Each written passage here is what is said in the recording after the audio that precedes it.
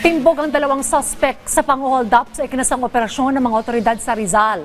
Ang mga akusado, miyembro pa umano ng isang notorious na gang at may kinakaharap na patong-patong na kaso. Si Denise Osorio sa report. Todo tanggi ang dalawang nahuling akusado sa pagnanakaw habang gulat pa na may CCTV footage pala nakita ang kanilang muka.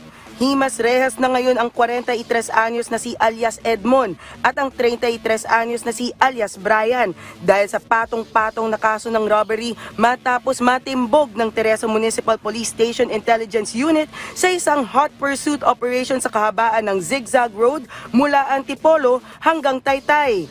Ayon kay Rizal Police Provincial Director Police Colonel Felipe Baragon, miyembro umano sila ng Gapos Gang. Yung modus nila, no, nung pinasok nila yung bahay, nagising ngayon yung mga biktima sa kanila ginapos.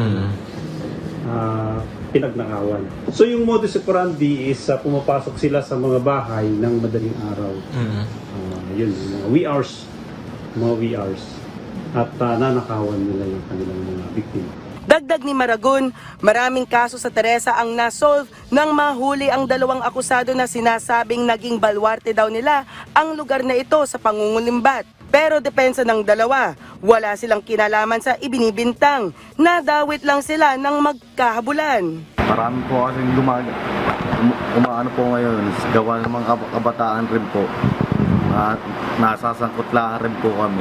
Todo tanggi pa ang dalawa, kahit na nga sinabi na may CCTV nakita ang mga mukha nila noong Agosto at Setyembre sa lugar na naging target ng operasyon nila. Wala po kami, lang po, nakita kami CCTV.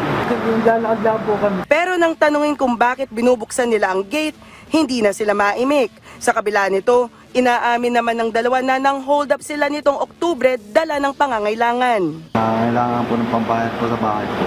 Construction po, gumagawa po kami ng bahay. Pero para sa otoridad, Nahuli sa kanila yung baril na ginamit nila, yung pinantutok doon sa kanilang biktima at yung mga ebidensya na nakuha nila doon sa ating mga biktima at yung kanilang motorsiklo. robbery, theft at illegal possession of firearms ang hinaharap nilang kaso. Nananawagan naman ng Rizal Provincial Police Office sa iba pang mga posibleng naging biktima ng Gapos Gang na i-report agad sa kanilang himpilan.